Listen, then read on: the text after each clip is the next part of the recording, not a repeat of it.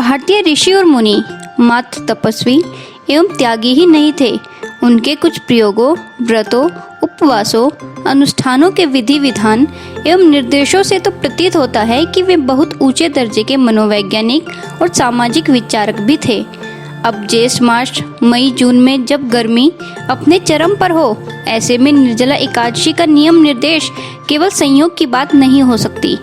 यदि हम ज्येष्ठ मास की भीषण गर्मी में एक दिन सूर्योदय से लेकर दूसरे दिन सूर्योदय तक बिना पानी के उपवास करें तो बिना बताए ही हमें जल की आवश्यकता, अपरिहार्यता, विशेषता पता लग जाएगी। जीवन बिना भोजन और वस्त्र के कई दिन तक संभाला जा सकता है, परंतु जल और वायु के बगैर नहीं। शायद उन दूरदर्शी महापुरुषों को काल के साथ ही शुद्ध पेयजल के भीषण अभाव और त्रासदी का भी अनुमान हो गया होगा। इसीलिए केवल प्रवचनों और वाक्यों से जल की महत्ता बताने के बजाय उन्होंने उसे व्रत श्रेष्ठ एकादशी जैसे महान सर्वजन हिताय व्रतोपवास से जोड़ दिया। निर्जला एकादशी का पौराणिक महत्व और आख्यान भी कम रोचक नहीं है। जब सर्वज्ञ वेदव्यास ने पांडवों को चारों पुरुषार्थ धर्म, अर्थ, काम और मोक्ष देने वाले एकादशी व्रत का संकल्प कराया तो महाबली भीम ने निवेदन किया, हे पितामह, आपने तो प्रतिपक्ष एक दिन के उपवास की बात कही है। मैं तो एक दिन क्या एक समय भी भोजन के बगैर नहीं रह सकता।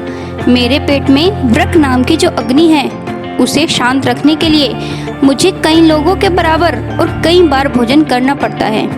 तो क्या अपने उस भूख के कारण मैं एकादशी जैसे पुण्य व्रत से वंचित रह जाऊंगा?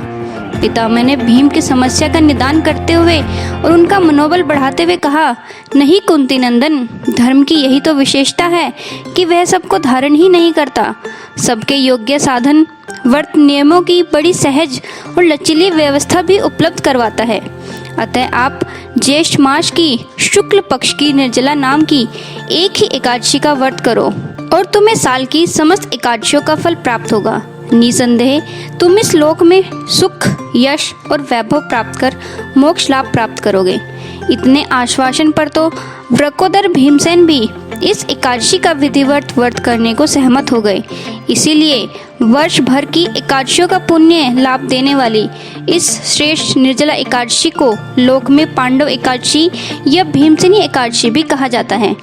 इस दिन जो स्वयं निर्जल रहकर ब्राह्मण या जरूरतमंद व्यक्ति को शुद्ध पानी से भरा घड़ा इस मंत्र के साथ दान करता है, देव देव ऋषिकेश संचार अर्णवतारक उद्कुंभ प्रदानेन नय माम प्रमाम गतिम, तो उसे इस दान पुण्य का कई गुना फल प्राप्त होता है और पेयजल के संरक्षण एवं सदुपयोग का संदेश भी। आशा है आपको ये वीडियो पसंद आई होगी। तो अगर आपको मेरी ये वीडियो पसंद आई है, मेरी वीडियो को लाइक करें, अपने दोस्तों के साथ शेयर करें और हाँ, अगर आप मेरे चैनल पर नए हैं तो मेरे चैनल को सब्सक्राइब करें ताकि मेरी सारी वीडियोज़ आपको मिलती रहे। धन्यवाद।